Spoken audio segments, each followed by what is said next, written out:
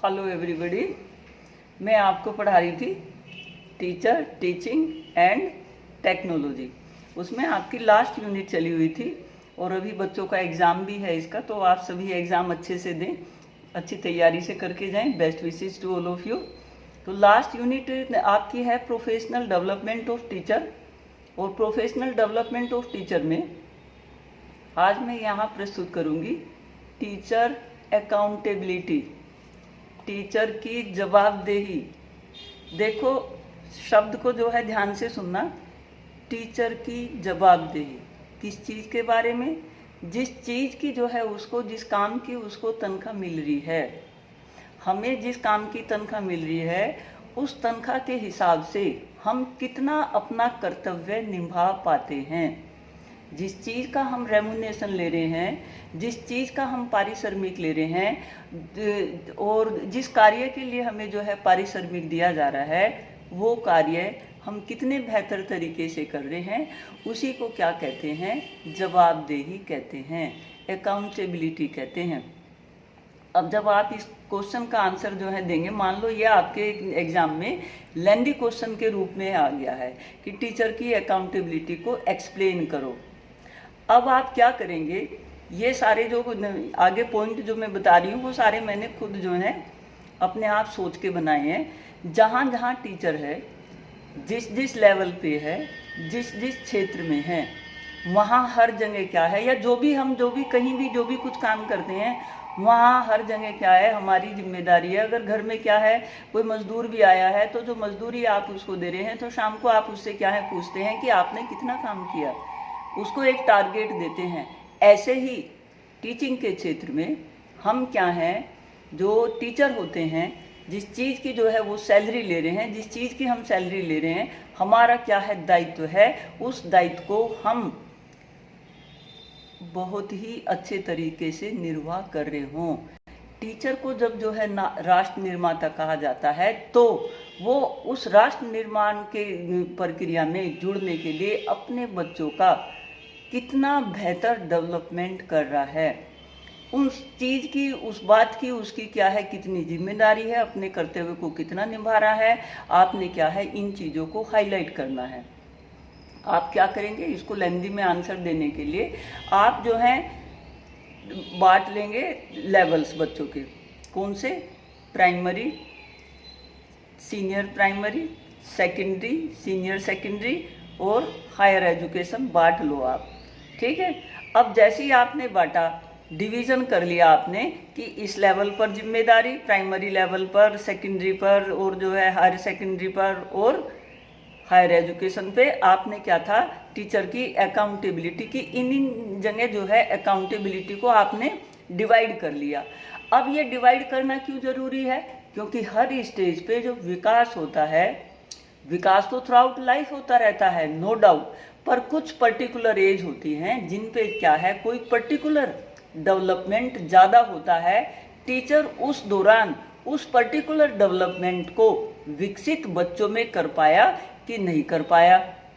अब हम क्या करेंगे, सारे जो हैं ये जो हमने डिवाइड की हैं क्लासेस, वो सारी क्लासेस लेंगे और उन क्लासेस के साथ जितने भी तरह के डेवलपमेंट होते हैं, या जिस जिस काम के लिए माँ बाप अपने बच्चे को स्कूल में भेजते हैं, वो सारे जो हैं कार्य टीचर के द्वारा करवाए गए या नहीं करवाए गए, वो क्या है देखे जाएंगे, वो जांचे परखे जाएंगे। जांचे परखे किसके द्वारा जाएंगे? मैनेजमेंट के द्वारा। जांचे परखे किसके द्वारा जाएंगे? स्कूल एडमिनिस्ट्रेशन के द्वारा, और किसके? जो सोसाइटी के रिप्रेजेंटेटिव हैं उनके द्वारा।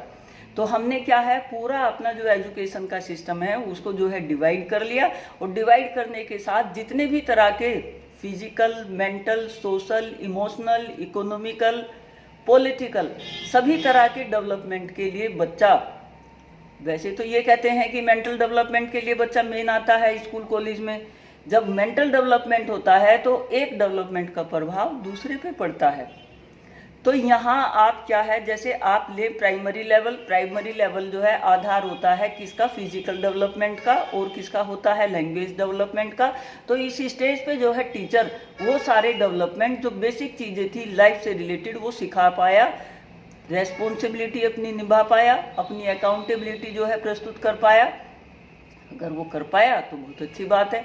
तो यहाँ आपने वो क्षेत्र बताने हैं, वो क्राइटेरिया बताना है कि जिन पर किस किस लेवल पर टीचर की क्या क्या अकाउंटेबिलिटी होती है। टीचर की जवाबदेही होती है कि वो अपने बच्चों का रिजल्ट बेहतर दे, अपने बच्चों का सिलेबस पूरा करे, अपने बच्चों को हेल्थ एंड हाइजीन से रिलेटेड, हर चीज़ से रिलेटेड, उनके पर्सनैलिटी डेवलपमेंट से रिलेटेड सभी तरह के जो है कार्य करने में, बच्चों की पर्सनैलिटी का चहुमुखी विकास करने में टीचर जो है कहाँ तक सहायक है। जितना जो है वो सहायक है, जितनी उसकी वो जवाबदेही बनती है कि वो उसके लिए रेस्पॉन्सिबल है, वो कर पाया कि नहीं कर पाया, वही क्या है, टीचर अकाउंटेबिलिटी कहलाती है। अगर हम देखें कि प्राइमरी लेवल पे क्या है, हमारे बीएससी वगैरह होते हैं, अब इन अकाउंटेबिलिटी को क्या है, स्कूल कॉलेज में जो प्रिंसिपल है वो देख लेगा, लेकिन उन प्रिंसिपल को कौन देखेगा।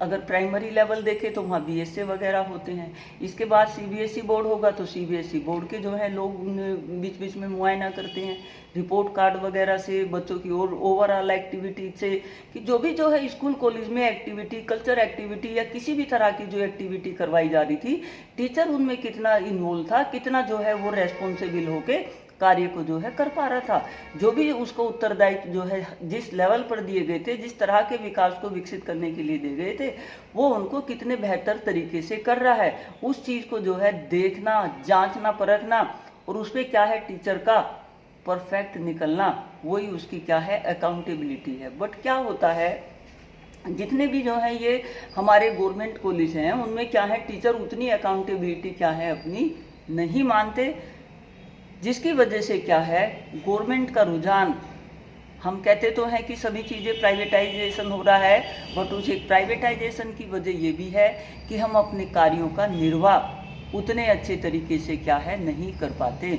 अगर किसी एक कॉलोनी में कोई पब्लिक स्कूल है और वहीं क्या है गवर्नमेंट स्कूल है, तो दोनों के जो हैं आप रिजल्ट को चेक कर सकते हैं, दोनों के आप स्टूडेंट प्रेजेंटेशन को कर सकते हैं, और सबसे ज़्यादा ज़रूरी बात, आप टीचर का जो है मिलान कर सकते हैं कि कहाँ टीचर बेहतर रिजल्ट देने के लिए बेहतर जो है ज़्यादा से ज़्यादा प्रयास कर रहा है, आप कंक्लूजन जो है निकाल लेंगे।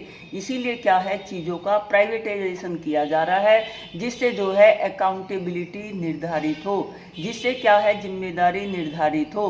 टीचर के ऊपर अकाउंटेबिलिटी नहीं होती, क्या नहीं होती कि उसके बच्चे चाहे सारे फेल हो जाएं, चाहे जो है उसका रिजल्ट जो हो, गवर्नमेंट कॉलेज में जो है उसको जवाब देने के लिए क्या है, कोई उसकी जो है अकाउंटेबिलिटी को क्वेश्चन मार्क लगाने की क्या है इतनी कोई कार्रवाई नहीं होती। और हायर पे तो जो है बिल्कुल अलग है, कोई बच्चा क्लास में आए, कोई बच्चा जो है अपना रिपोर्ट कार्ड जो है कैसा ही लाए, कैसी उसकी परसेंटेज आए, टीचर के इंक्रीमेंट के ऊपर, टीचर के ओवरऑल किसी भी चीज़ के ऊपर प्रभाव नहीं पड़ता। तो क्या होना चाहिए, हमें क्या है, मतलब गवर्नमेंट को टीचर की जिम्मेदारी, जैसा वो रिजल्ट दे रहा है उसके इंक्रीमेंट क्या है उससे प्लस कर देने चाहिए। ये तो सुझाव की बात है।